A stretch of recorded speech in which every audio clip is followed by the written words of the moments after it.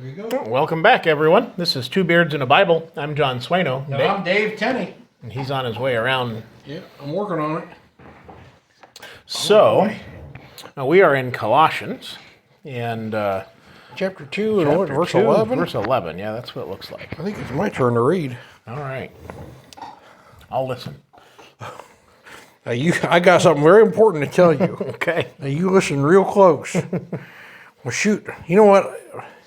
I'm just going to read to verse 15. Okay. We'll talk about that, and then we'll read on to the end of and you can read to the end of the chapter. Because there's a lot here.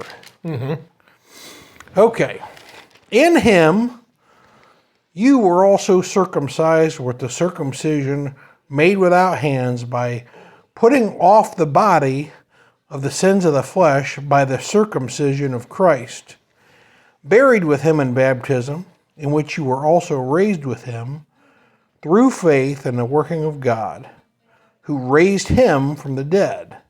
And you, being dead in your trespasses and the uncircumcision of your flesh, he is made alive together with him, having forgiven you all trespasses, having wiped out the handwriting of requirements that was against us, which was contrary to us. And he has taken it out of the way, having nailed it to the cross, having disarmed principalities and powers, he made a public spectacle of them, triumphing over them in it. You know what's interesting about circumcised? Mm-hmm.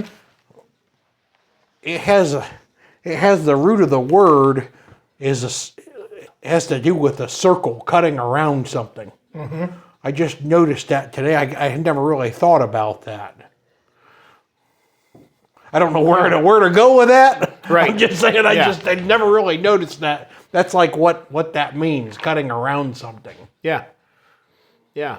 And you know, that verbiage there, you know, for those that would be coming out of Judaism, yeah, and so on, that would make good sense to them. In him, you were also circumcised with the circumcision made without hands. So why is it that circumcision was done? Well, I mean, it was obviously it was a command given to Abraham, and it was a sign of belonging to God. Mm-hmm. You know, it was an outward sign that that somebody could tell right away that this person was different, because I don't believe any other culture did this. Right, and there were also cleansing reasons to do that absolutely. As well. Hygiene, cleanliness, reasons to do that. And so when you think about that, and the circumcision not made with hands, speaking of the cleansing and the clearing away of old things, when you're obedient to the gospel of Christ, I think there's an analogy there. Yeah, I do too. I never thought of it that way, but I will go along with that, because I think that makes very good sense. So then he says the circumcision of Christ, and he talks about buried. So when you're circumcised, you cast off something. Mm-hmm. You're casting off a piece of skin, basically. Right. It says, so the circumcision of Christ, he says, you're buried with him in baptism, in which you were raised with him through the faith and the working of God, raised him from the dead. And then he says, and you being dead in your trespasses and the uncircumcision of your flesh, he is made alive together with him, having forgiven you all trespasses, having wiped out the handwriting of requirements as against us. Talking about the old law there, but yeah, and that's an important note that is going to become more clear in verse 16 when we get there. Right, certainly. But I think the idea is when we're rather than Christians being called to be circumcised today, we're called to be baptized. Mm-hmm. And when in the Old Testament, when you were circumcised, that was a thing that showed that you were God's people. Right. And today we show that we're God's people by being baptized. Right. Yeah. And in verse 14, the handwriting of requirements that was against us, which was contrary to us. So with the old law, You know, who could keep it, you know, in perfection? You know, Right. it was an impossibility. Yet the law was needed, as it was Hebrews call it, a school teacher. Yeah. You know, to bring people to the understanding of who Christ is, and to, you know, lead the way, pave the way for him, I suppose you could say. There's a lot of irony in the Jews crucifying Christ, Oh yeah. because the Jews hated Jesus because they thought that he was going to take away their power. But by crucifying Jesus, they themselves, by doing that act, took away their own power. Yeah. Isn't that interesting? Yeah. Yeah, that's an interesting twist. Yes, there's a sermon there somewhere. Yeah.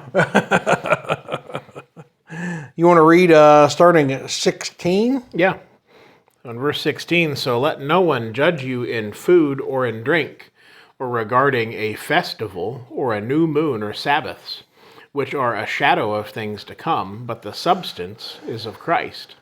Let no one cheat you of your reward, taking delight in false humility and worship of angels, intruding into those things which he has not seen, vainly puffed up by his fleshly mind, and not holding fast to the head, from whom all the body, nourished and knit together by joints and ligaments, grows with the increase that is from God.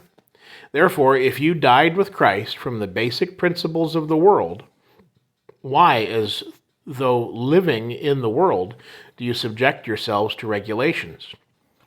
Do not touch, do not taste, do not handle, which all concern things which perish with the using, according to the commandments and doctrines of men. These things indeed have an appearance of wisdom in self-imposed religion, false humility, and neglect of the body, but are of no value against the indulgence of the flesh. Okay. So this verse, he says, let no one judge you concerning food or in drink or regarding a festival or a new moon or Sabbaths, which are a shadow of the things that come. So I think what he's talking about there are all of the different, I guess he could be talking about a couple of different things. One, in the Jewish perspective, you know, he's talking about the different feast days I had to keep, or all these different things, and probably the Jews would probably judge these Christians that they weren't observing these things. Right.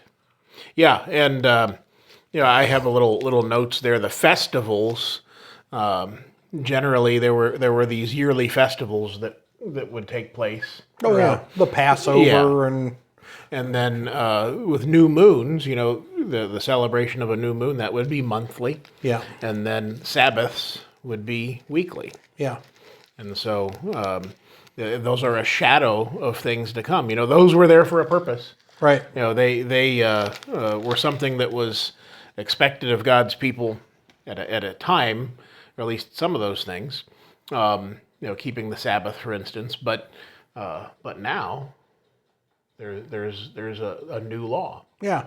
You know, my daughter was just at a store the other day, and my daughter, she made these little cards.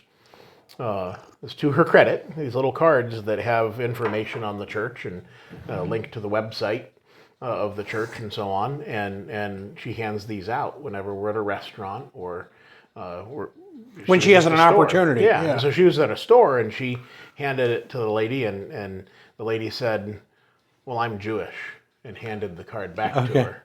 And I was thinking, well, you should ask her, did you know the Messiah has come? Can I introduce you to Christ? Yes. You know, but you know, that is something that, again, you know, people still hold on to those to those traditions, and they die really hard. Oh yeah, absolutely. Yeah, people are still holding. Now, I think another way you might look at that is if you're talking to a group of Gentiles, you know, they probably had friends, you know, that are holding on to different pagan things. Oh, certainly. And they were probably being judged because they weren't doing those things now. Right. So I think it kind of, even though he mentioned Sabbaths, then it's probably more directed towards Jews. Yeah. It cuts both ways. Yeah. Yeah. You know, I think we can we can still apply that stuff even today because, people hold on to things like Easter and Christmas. But people are still, even people who are quote unquote Christians, still try to hold on to the Passover. Oh, right. But there's no command or directive to do that. That's something somebody came up with. Oh, wouldn't it be a good idea if we did this? Well, maybe, but the problem is God hasn't commanded that. Yeah. While we were talking, it made me think. Of 1 Peter, in chapter 4 and at verse 3 beginning. It says, "For we have spent enough of our past lifetime in doing the will of the Gentiles, when we walked in lewdness, lusts, drunkenness, revelries, and drinking parties, and abominable idolatries. In regard to these, they think it strange that you do not run with them in the same flood of dissipation, speaking evil of you." You got to watch who you're running with, right? Yeah, and maybe maybe some of these things that that we're reading about here in Colossians might not have been quite so so evil in nature, but again, they're no longer required, and those that they were around them might think that it's strange that you're not running with them. Absolutely, and that would be a peer pressure, if you will. Yeah, to conform. I think that's still going on. It was going on then, and it's still going on today. Oh, sure. That's why he says, don't let anybody judge you regarding these things. Right.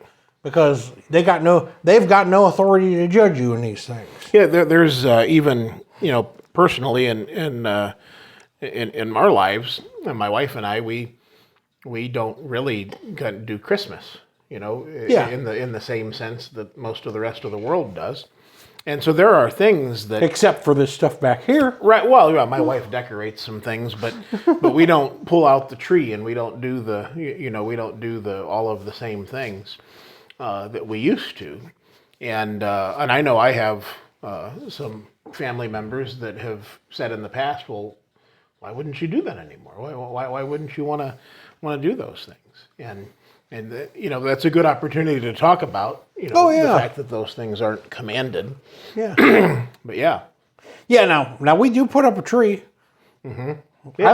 I like Christmas tree, but but I don't celebrate it as a religious holiday. Right.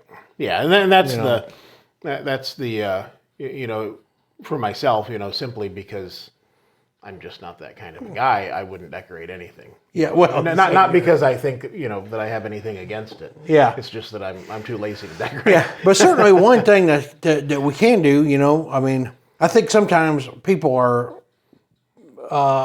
too quick to condemn people for celebrating things like Christmas, right. And what you need to do is, it's a time of year, I think, where people sometimes are thinking about religious things, and it's a time of year where maybe it can be easier to start a religious conversation with somebody. So I mean, there's opportunity there at that time of year. So yeah, same thing with like a funeral. Yeah, darn right. Yeah, that's one of the best times to start to talk to people. Yeah. So I mean, that's and I think you hit the nail on the head. It all has to do with, why are you doing this? Yeah, exactly. Is it that you're gathering together and giving gifts to your family because you want to? Yeah. Or are you taking part in the holiday? Are you making a religious holiday that you can't find in the scriptures? Right.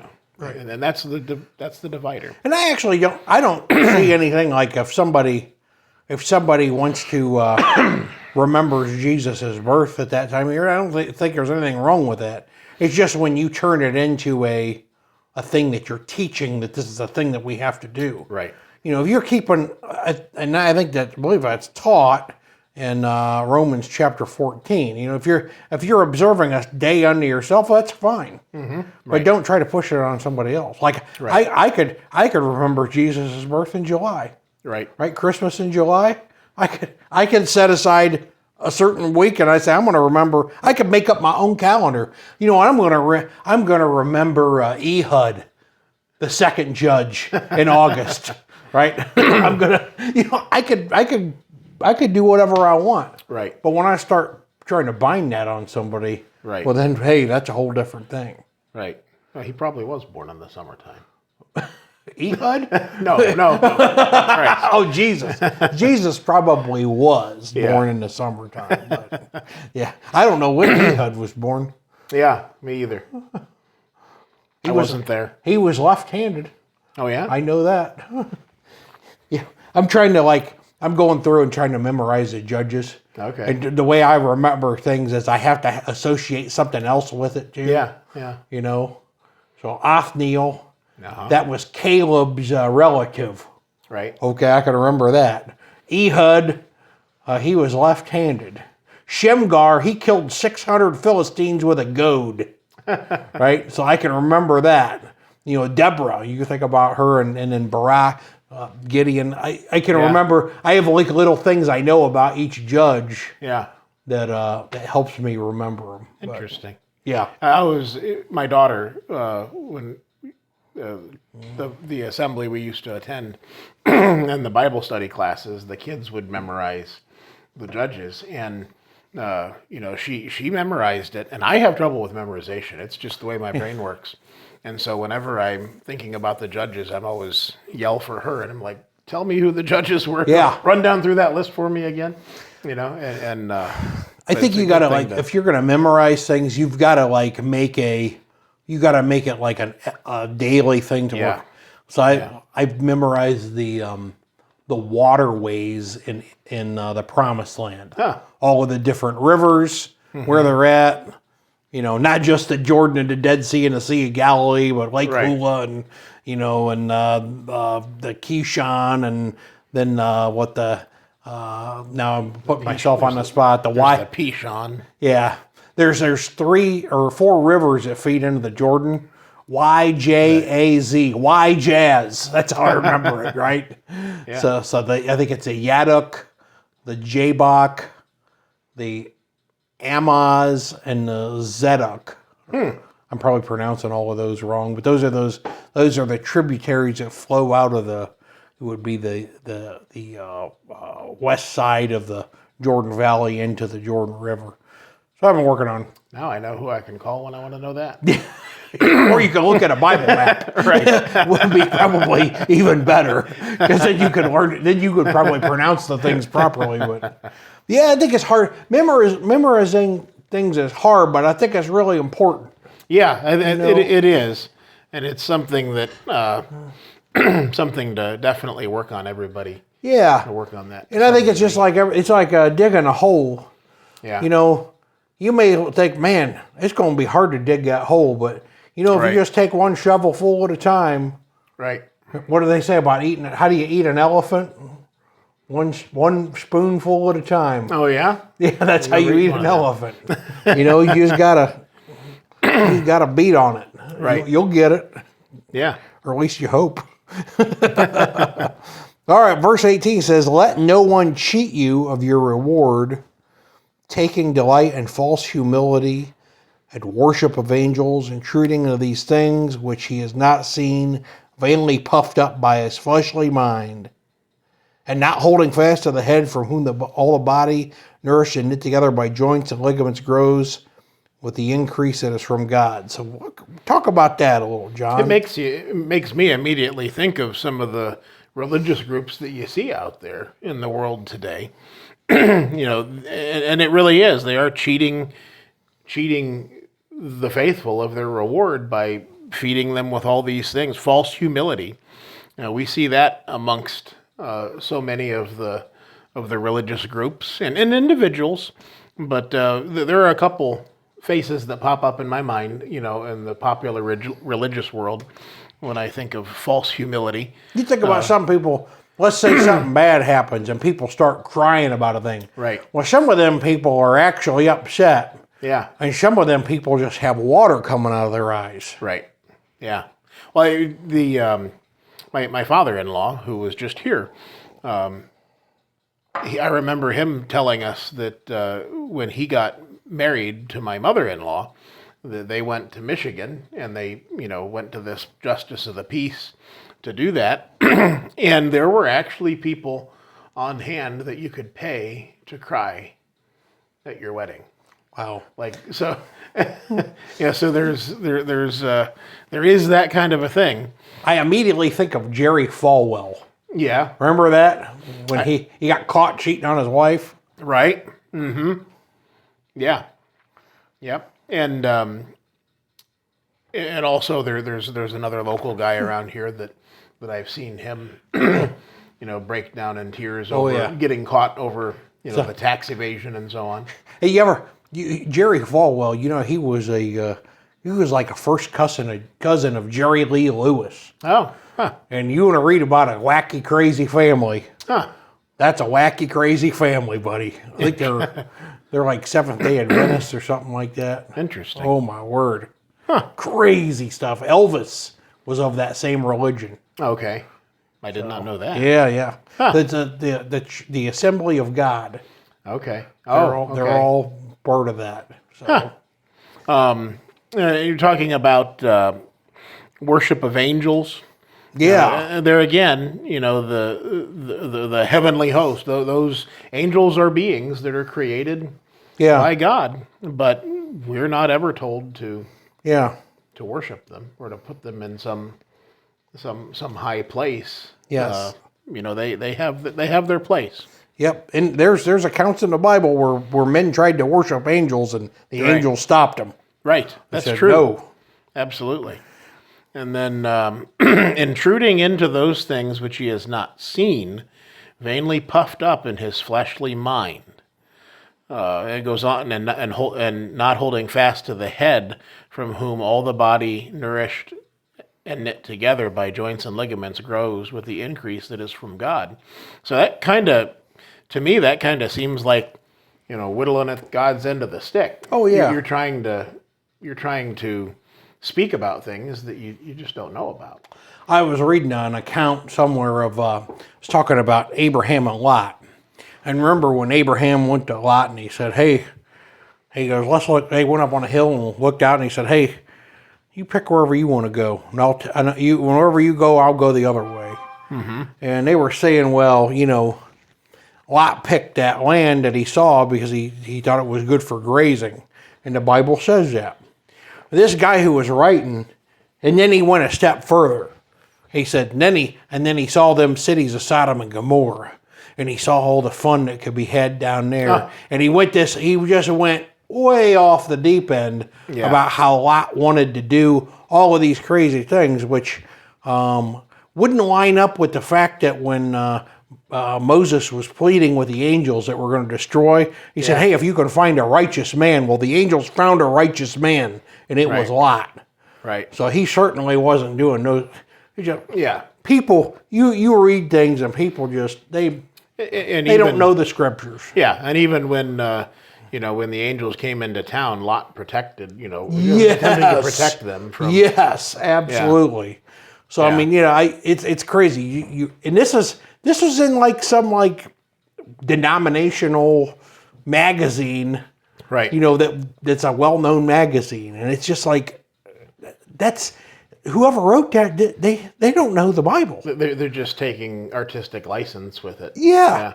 They're denigrating Lot in a way that the Bible certainly doesn't. And that's again, going back to the beginning of the verse, let no one cheat you of your reward. Yeah. People that would read those things and take hold of those things and start to, it would eventually, leading to its end, it would lead people to a doubting of the Lord. Yeah, when you read some article about some religious thing, you better go read the scripture that it's talking about. Yeah. Because I think, I wouldn't even say just the internet. You could pick up a 100-year-old book and find a lot of things that are completely in opposition to what the scriptures teach. Yeah, absolutely. That's been going on for a long time. From the first century, well, and beyond, beyond that. No doubt. If you would just study the Bible, you will be able to notice these things right away. Yeah. And you can, if you're diligent, you can pick out when people are taking artistic license with those things. Yeah. One of the ways I think, and this has helped me several times, if you want to understand a verse or a, let's say a chapter in the Bible or a section, outline it. Get in there, read the thing, try to pick out the major points. Yeah. Try to put the details in there. That can really help you. Oh, absolutely. Like get it clear in your mind what's being taught. And there's something about writing stuff down. I don't know, at least for me, it makes me. No, there's a connection.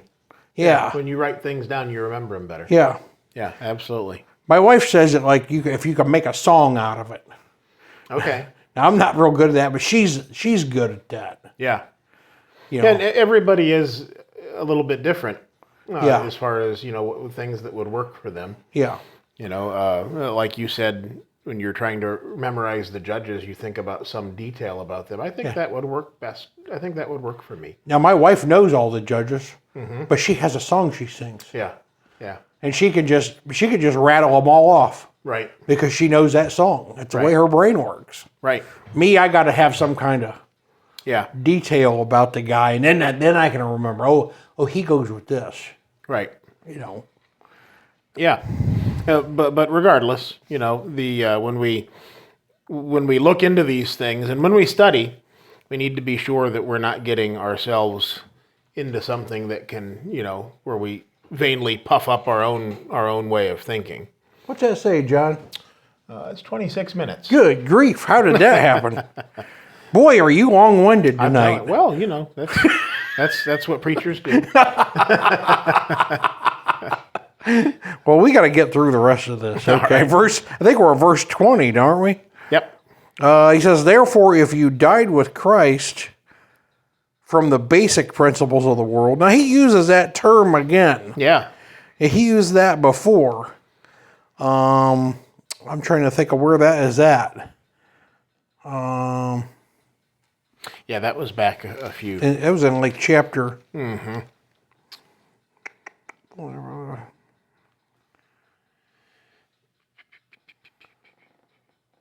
It's in verse 8. Yeah. He says, beware lest anyone cheat you through philosophy and empty deceit according to the tradition of men, according to the basic principles of the world. And then he says, therefore, if you died with Christ from the basic principles of the world, why, as though living in the world, do you subject yourselves to regulations? Yeah.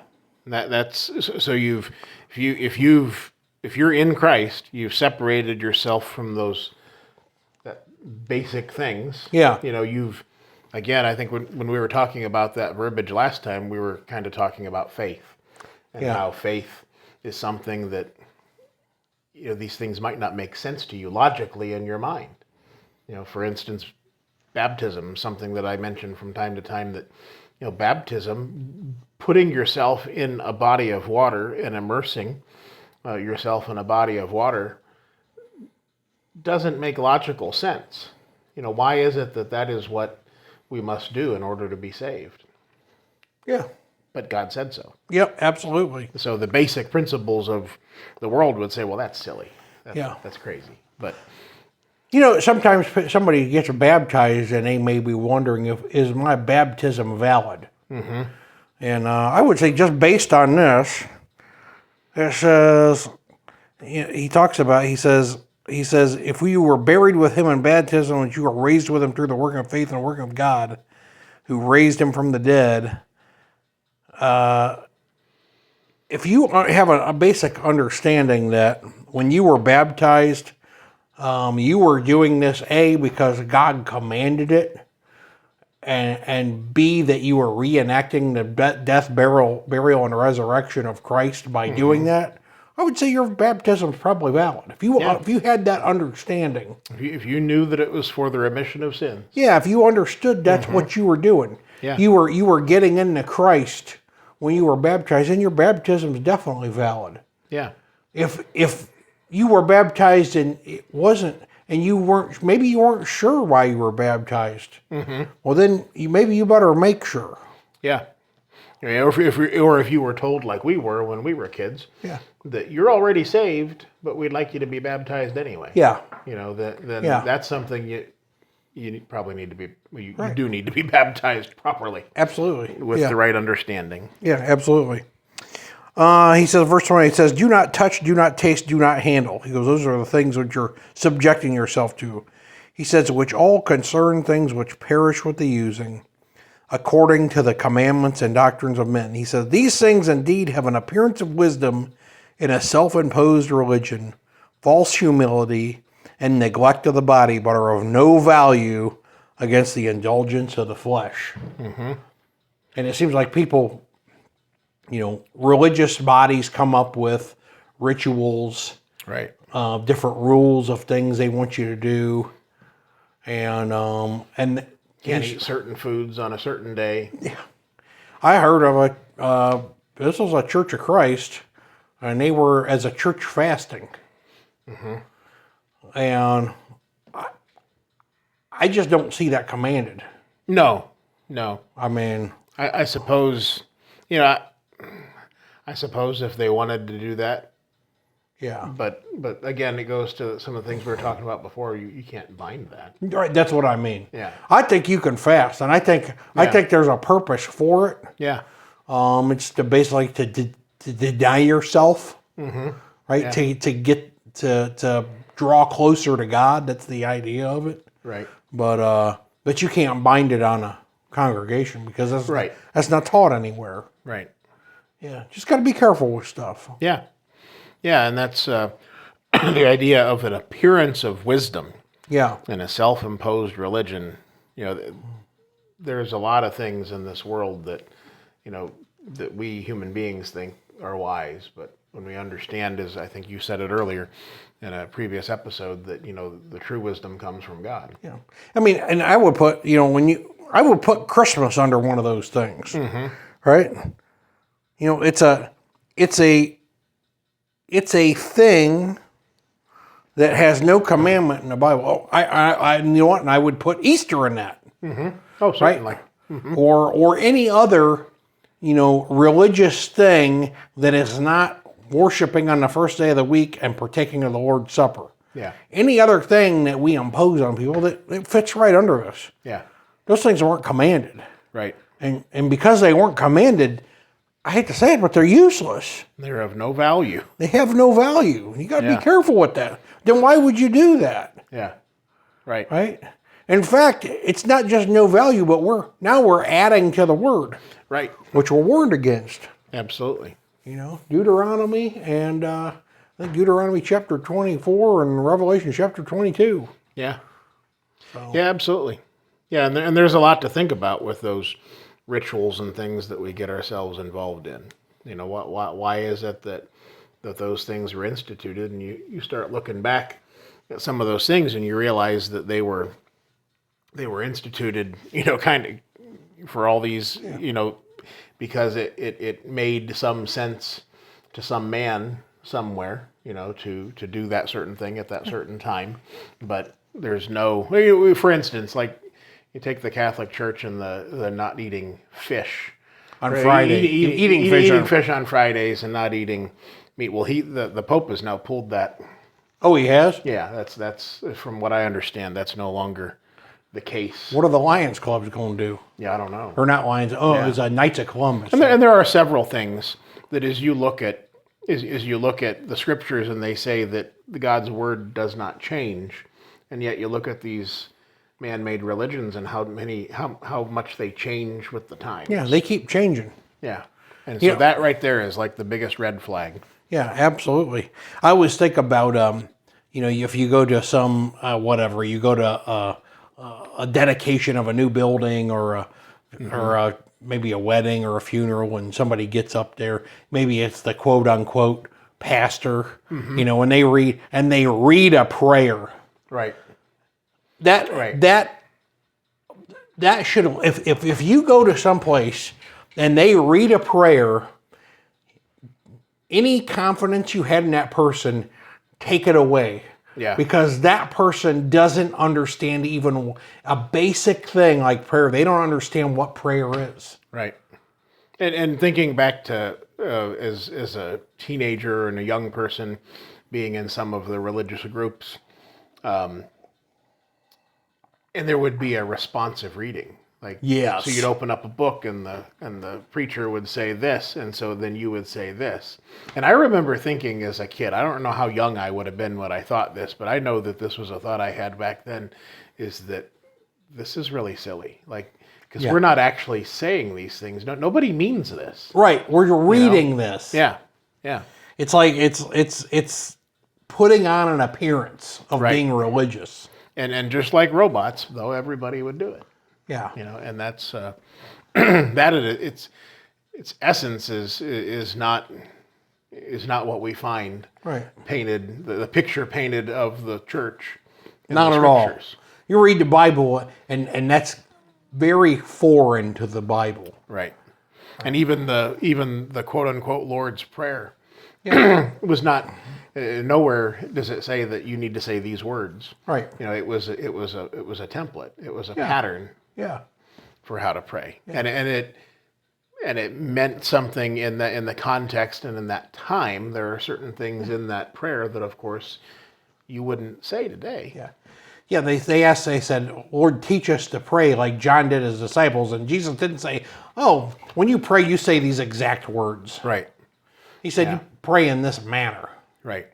And what he meant was, hey, these are the things you need to pray about. And this is kind of a general idea of how you should pray. Yeah. And then the thing, talking about the kingdom to come. Yeah. Well, Christ was alive on this earth. The kingdom hadn't been established just yet. Yeah. And so you wouldn't pray for that. Right. And certainly later on we read about the kingdom being established. So. Right. Yep. All right, John, we better quit. I think we're way over. All right. Well, thanks for sticking with us. We'll see you next time.